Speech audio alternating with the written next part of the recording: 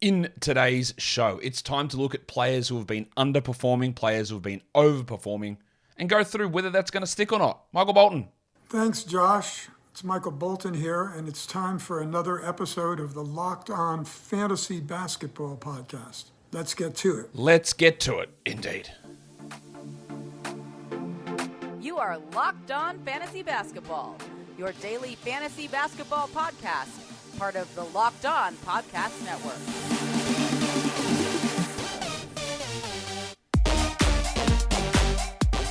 Hello and welcome to the Locked On Fantasy Basketball Podcast, brought to you by Basketball Monster. My name is Josh Lloyd and I am the lead fantasy analyst at basketballmonster.com, and you can find me on Twitter as always at redrock_bball, on TikTok at redrock_bball, and on Instagram at Locked On Fantasy Basketball. Thank you for making Locked On Fantasy Basketball your first listen every day. We are free and available on all platforms. So normally this would be my buy low, sell high show, but it still is. The only difference is that most trade deadlines have passed in your league. So the focus is slightly different. It's not about, do you acquire this guy? Do you get rid of this player? If you still can trade, all this sort of stuff still applies. But it's just to look at which guys are streaking, which guys are down in value, and how we can see that stuff normalize before you start tearing your hair out or counting your chickens in a playoff match and go, look at me, I'm rolling, and it's because someone's playing well above their head and there is going to be most likely a regression come. It's also important in dynasty leagues as well to understand your short-term trends and whether you can parlay that into extra value in deals. So I hope all of that makes sense. So, warning. Let's get it on, Gilly. Let's look back to how we did in this show for week 18 and the value of those guys who we had as buy lows and sell highs. The first one we had on that list was the thick hogsman, Tobias Harris. I think I am a TH. T to the H. Yeah, TH for life. Harris was 156th, and I said, I don't think he's going to be good. I think that he might not be top 100, but I think he's going to be better, and he was like marginally better. Wouldn't say it's a W, but he was marginally better. 130th since we did that show. Drew Holiday was significantly better. That was an easy one. He was 83rd in that 2-week period. He's been 22nd since. I think 22nd is veered too far on the good side, and he'll probably push back into the 30 to 50 sort of range rest of season. And Paulie George was an easy one too. He was 55th over that time frame. He's been 17th per game since. That's where George sits, in that 17 to 24 sort of an area. I think he's 19th for the season, so that was an easy one. And it's always, when Paul George struggles, it is something that is relatively easy to do in terms of buy lows, because people hate him. They're always willing to find an excuse of pandemic P or playoff P, or the guy sits every game according to people. Like, it's, again, I suppose if he's on your roster, you don't necessarily believe that. But there are people who just have these guys on their roster because they fell to them and they drafted them, but they actually don't believe the value that they're seeing right in front of their eyes. I'm sure that doesn't apply to any of you guys, though. Jeremy Grant was 124th. He's actually gone way past his value. He's 41st since then. There is going to be some sort of a drop-off, I would suggest, after this. And then all that was, we only had 4 buy lows, actually. On the sell highs, De'Aaron Fox, well, he did regress, not by much. He was 11th, and he's gone down to 15th. So, yes, he dropped off, but not that much. Jalen Brunson did drop off, and this is the interesting thing. Is like, when I put Jalen Brunson on as a sell high 2 weeks ago, a lot of people would push back and disagree. There's no way. He's rolling. Absolutely am I not selling high on Jalen Brunson. This is ridiculous. So that was a lot of the commentary that I got on it. And you would say in the last 2 weeks, Brunson hasn't really struggled at all.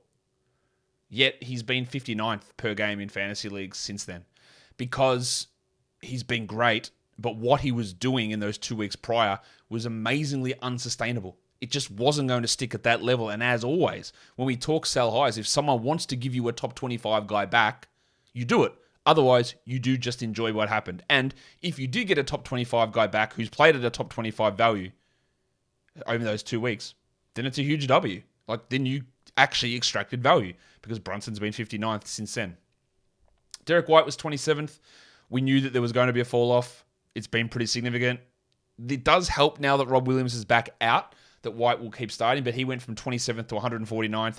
Josh Richardson went from 42nd to 91st, and I think that's going to fall even further. I don't know when he's going to be back, but I'd be pretty surprised if he continually played more minutes than Trey Murphy. And the other one was Markelle Fultz, which didn't work out. I had him as 60th, or he was 60th. I said, I like Fultz, but I think he might push into the 80s, but he actually got better He's a top 50 player over the last 2 weeks. His season has been one of those annoying ones where I was all in on drafting Markelle Fultz in that 100 range, all in. And then he got injured in the preseason. Okay, I guess we're not going to draft him there. We'll push him back towards the later rounds. And that sort of breakout ability or sleeper ability I had on Fultz was nullified by a preseason injury. And he actually ended up far exceeding what I thought he would do even before he had the injury, which, I don't know why I'm complaining about it, but he's been great, and he continues to be great. So that one as a sell high didn't work out, and that's the nature of the game. Let's look at the buy lows now. First one, we do go to Markelle Fultz's teammate from the Orlando Magic, Wendell Carter Jr., 194th in the last 2 weeks in category leagues, 97th in points leagues. He's 98th in category leagues for the season, so it is a significant dip. In points leagues, you'll see there's not a big difference. And that happens a lot with these guys because we know in category leagues, and people are more tied to ranking numbers in category leagues than they are in points leagues. And the swings in category league rankings can lead to poor decision making. And that's why what we try to highlight here. Wendell is only averaging 28.5 fantasy points versus 30 for the season. It's not that big a difference. But in category leagues, we're talking 100 spots. So why? What's happening? Well, he can't shoot. The threes have disappeared. Over the last 5 games, he's hitting 16% of his threes. What's his total over that time? He's at 3 from 19. Oh, that's dreadful. For the season, he's a 34% three-point shooter. He can probably be a better than 34% three-point shooter, but it's not happening. And that is really hurting. And we know 3-point percentage drags everything down. His overall field goal percentage is at 39% as a center. That's dreadful. His 2-point percentage is at 53, and it was at 61 for the season. It was at 61 last season. It was at 60 the year before that. So that's not true. Let me rephrase that. It's at 61 this season. It was at 62 last season, and it was at 53 the year before that. But we're sitting so far down here at 53%, which brings his overall field goals to 39. And his assists, he's been a good assist player, averaging 2.5, but over the last 5 games, he has 5 assists, 1 assist per game. These are all seemingly small things, but they add up in a massive way. You go from being, also, free throws down at 69%, down from 74. Now, he's been at 69% for about 3 months. He just started the season hot, so I'm not really including that. But the fact that he can't hit a 3, the fact that his 2-point percentage is down, the fact that he's not generating assists is really impacting stuff. And his scoring's at 12 points per game because he's not hitting 3s anymore. Like, he can hit 3s at a better rate. He can hit 2s at a better rate. This is basically 2 buckets made a game, and it increases his 3-point percentage, 2-point percentage, scoring, everything goes up. It's not a big thing to do, and I would expect, if you do have him, to expect better production out of Wendell Carter Jr. as we move forward. Today's episode is brought to you by a new sponsor, Ultimate Pro Basketball GM. New sponsor, new partner. It's a mobile game, Ultimate Pro Basketball GM. If you've dreamed of becoming an NBA GM and managing a basketball franchise, your dream can come true, and this game is definitely for you. We all got this yesterday as members of the Locked On team and downloaded it onto our phones. We're joining a league, and we're going up against each other to see who's able to rebuild their team and build their team into a powerhouse the fastest. You can trade and train players. You make your draft picks. You hire your coaches and your assistants and navigate your franchise through free agency and the draft and all the ups and downs of the season. I can't wait to go in and kick the ass of all of these other Locked On hosts. I hope. Anyway, I'm sure some of them will be better than me. But you go in there, use your experience watching the NBA and understanding how to build a team, and you do that on this game, Ultimate Pro Basketball GM. Locked On Fantasy Basketball listeners get a 100% free boost to their franchise when using the promo Locked On in the game store. So make sure to check it out. To download the game, just visit probasketballgm.com, scan the code, or look it up on the App Store. That's probasketballgm.com. Not .com. That's a different website. .com. Ultimate Basketball GM. Start your dynasty today. I'm sure new sponsors love cum jokes on the first time they're on the show. It wasn't even a joke. It was just a slip-up. Anyway, let's look at the next buy low. Terry Rozier, who has been bad for most of the season. And I've said this a lot of times this year, that it took me 2 years to be convinced that Terry Rozier was a strong 2-point shooter. And as soon as I got convinced, he turned into one of the worst 2-point shooters in the NBA. Back to one of the worst 2-point shooters in the NBA. Since we recorded over the last 2 weeks, Rozier's 186th in category leagues, 108th in points leagues.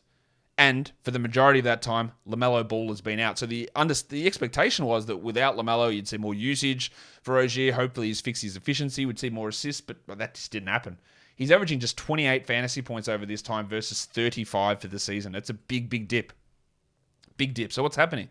Well, maybe it's old mate Kelly Oubre because Rozier's just not taking shots. He's down from 18.9 for the season down to 15.8. Usage down from 26 to 24.5. It's a big dip. It doesn't help that he's hitting his twos at 36%. He was at 52 and 51 the last 2 years, and that's where I said, I said, all right, no, maybe he's a good shooter now. Because the year before that, he was at 44. And this season, he's at 47, and he can't hit anything at the moment. Also, without LaMelo Ball, his assists have dropped somehow. Even though he's the nominal point guard, which again is a horrible coaching decision from Steve Clifford, put an actual point guard in there, mate, rather than Kelly Oubre.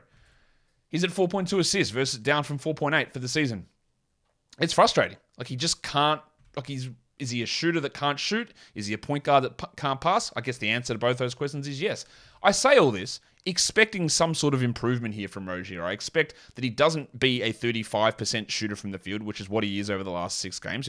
42 is reasonable. I expect that he's not a 78 free throw guy, which weirdly enough, because he's been 85 last season, 82 this season. He should be better than that.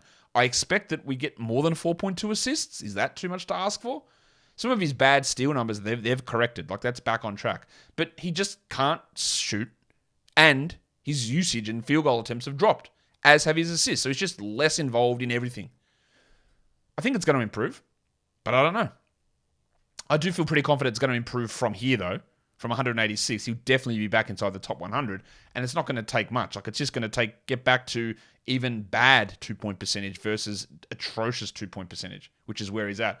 Go on a hot streak of shooting 37% from 3, considering he's at 33 for the season. That's all possible. And the way that things are, they can actually both happen at the same time with a boost in assists. There's no reason to suggest that Rozier, who's averaging 17 points over the last 6 games, 17, 3, and 4, he could have a run of 21, 3, and 6.5. And then he's the 40th best player. Not hard to get there, but it's been a very, very disappointing season from Rozier. Speaking of disappointing seasons, let's go to Toronto. Let's go to Scott Barnes, who was ejected last game, the first ejection of his career. Shout out to old mate Scott Foster. 156th ranked player in category leagues over the last 2 weeks, Barnesy is, and he's 90th in points league. So what is actually going on here? Well, he's averaging 29 fantasy points over that time frame versus 34 for the season. So it's a significant drop. It's 5 fantasy points per game. What is going on with that? Now, Barnes is a guy that gets lauded for his playmaking and defense. And part of the reason he's disappointing is those things just aren't real in terms of what he's averaging 4.8 assists. That's fine.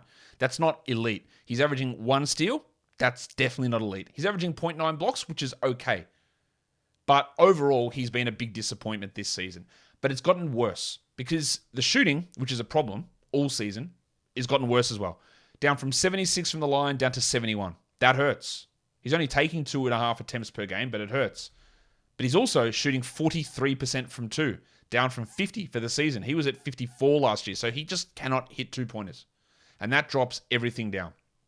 And as I said, his steals are down from 1 to 0.7.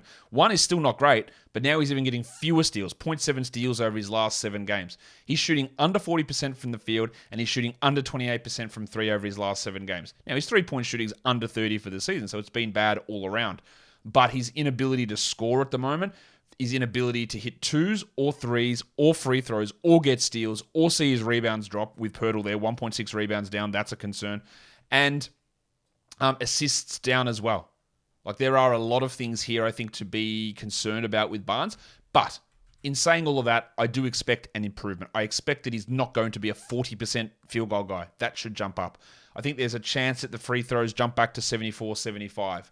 And I think that we can get back to a steal per game. But again, it's all going to depend on your expectations with Barnes. Because if you're sitting here and going, well, he's an elite defender, he's going to get these big numbers, that's just not what he does. He's like a Klay Thompson type defender, and he's a good defender. He's not Klay level defender or what Klay was. He's a good defender without being a great defender. But what we have to look at with Barnes is that he's just not this high defensive stat generating player. He just isn't that guy, and until it's proven otherwise, he won't be that guy. But I do expect improvement from all of this.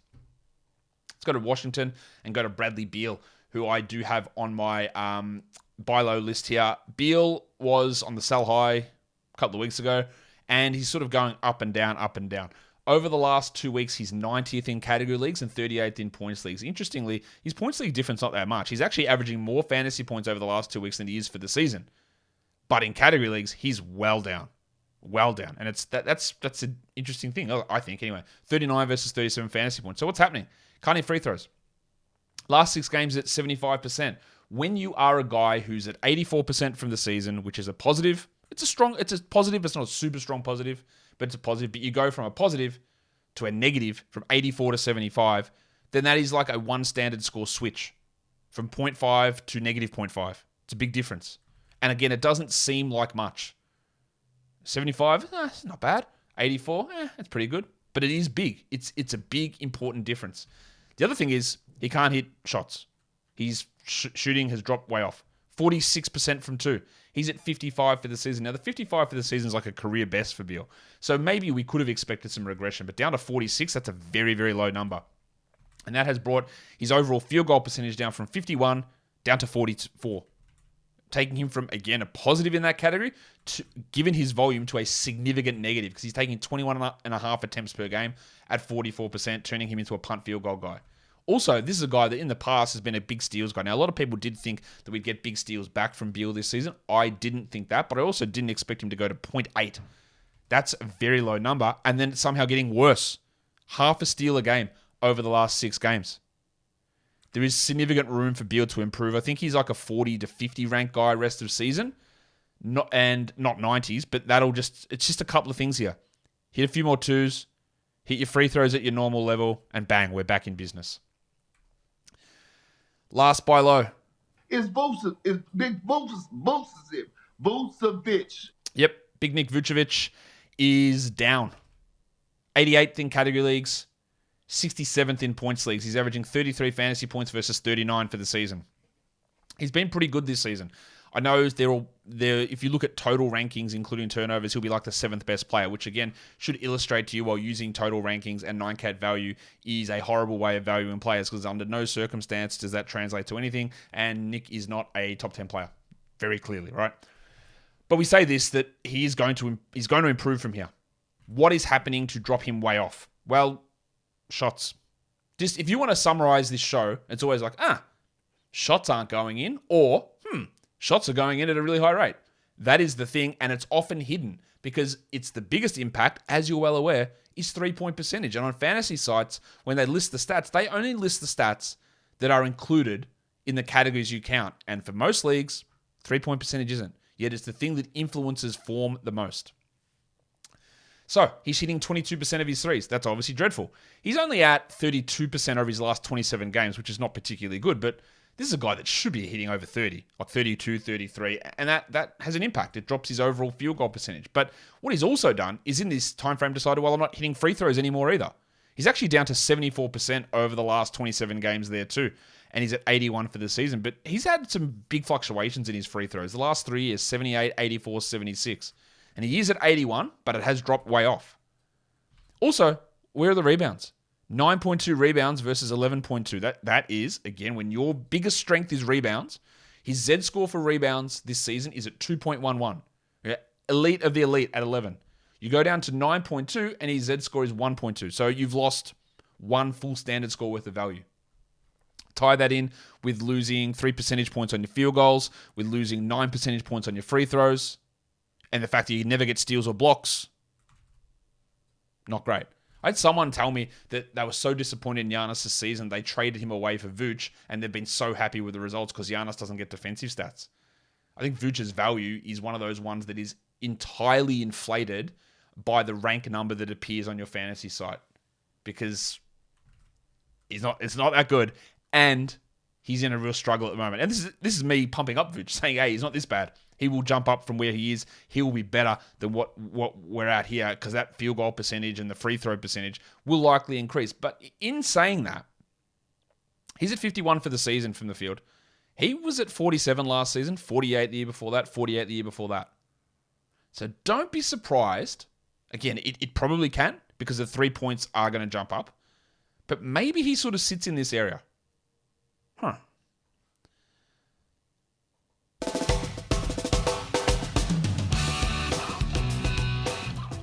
Julius Randle has been great this season. He was a guy that fell amazingly in drafts. I was able to draft him in one league at like 100.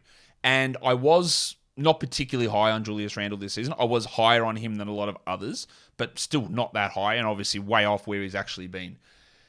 But what he's doing at the moment is just not going to stick. I don't care how much you want to bing bong or how much you want to talk about the Knicks or how much you want to love Julius Randle or how much you want to love what they're doing. And they've been great. They've been one of the hottest teams. They're actually fun to watch as well, which is awesome from the Knicks. But what he is doing is just not continuable. It's not.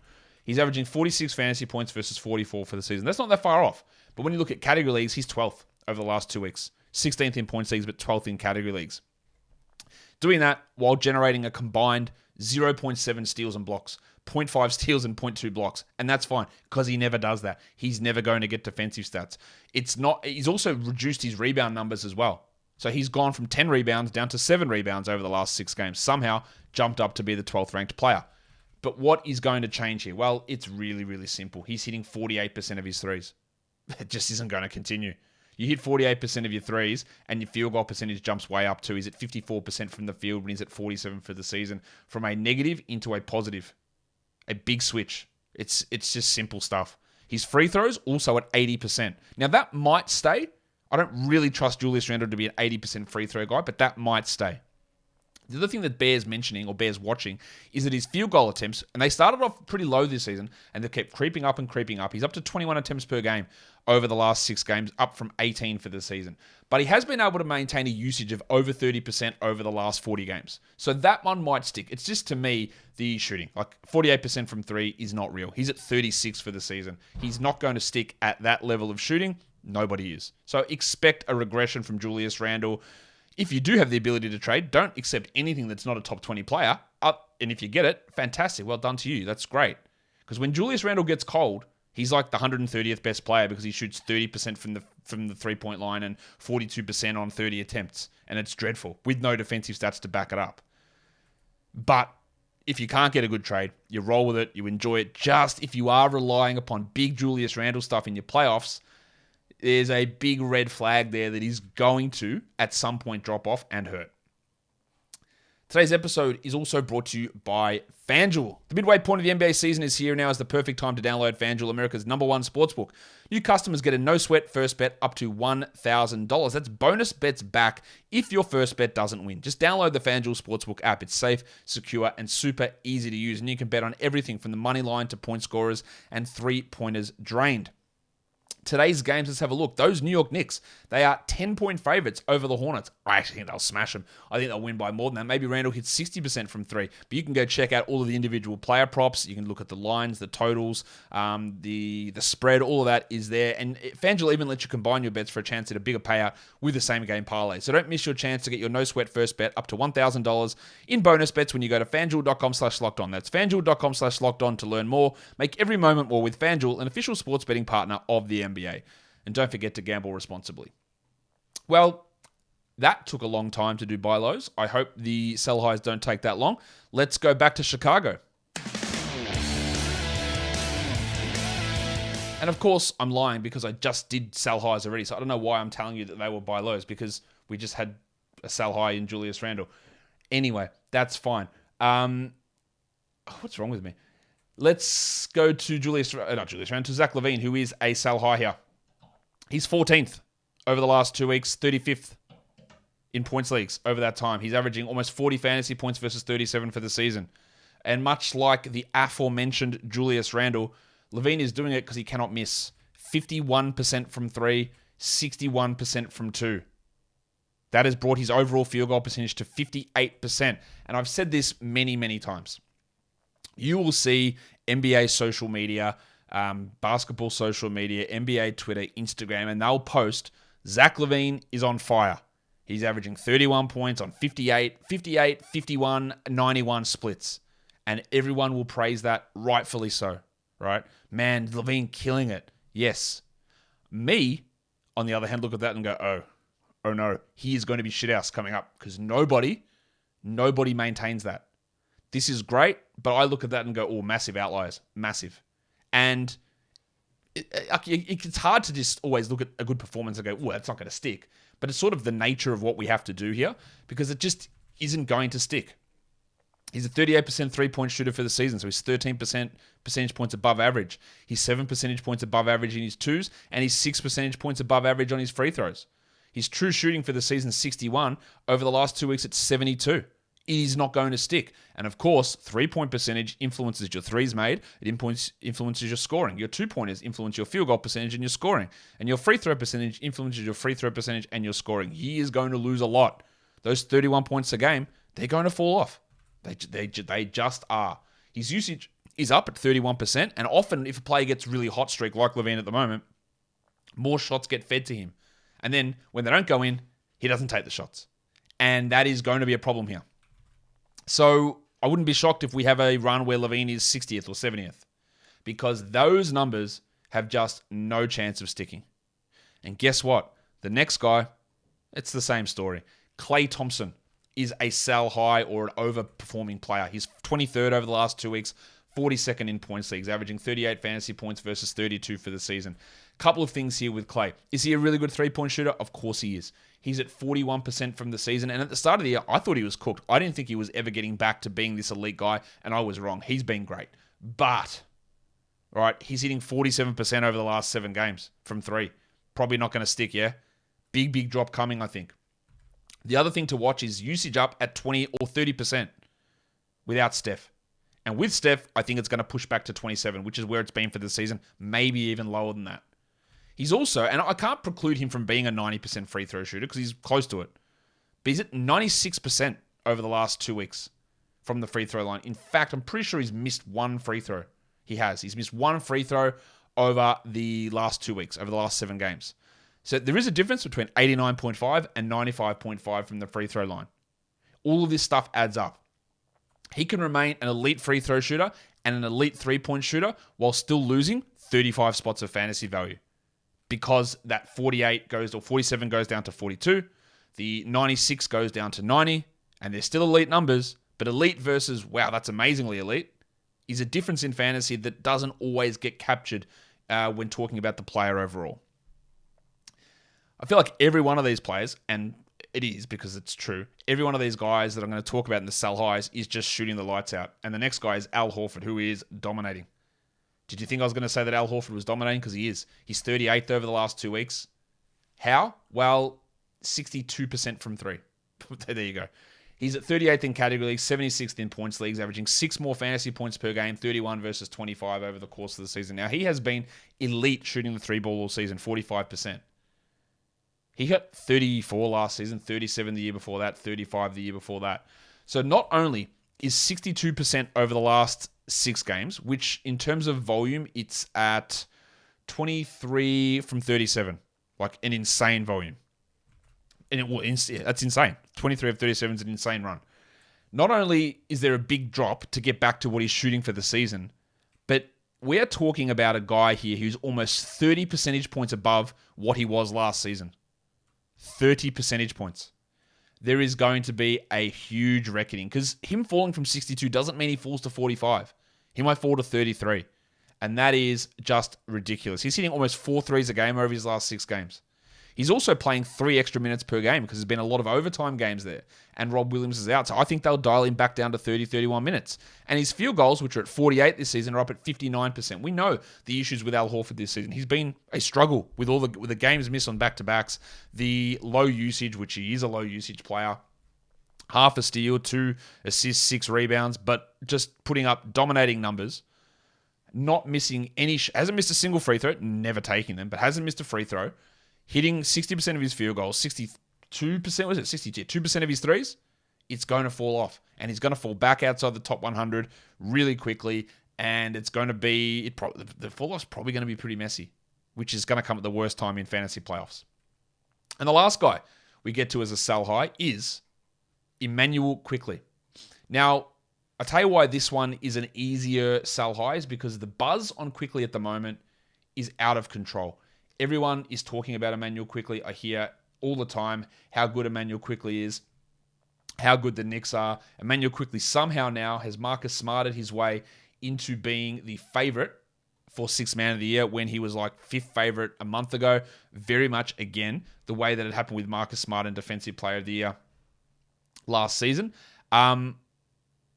He's had like this really strong run. Absolutely no doubt. He's been great over this little period of time, Emmanuel quickly. But people are taking this 2-3 week period and suggesting that he's been this player all season, which he just hasn't.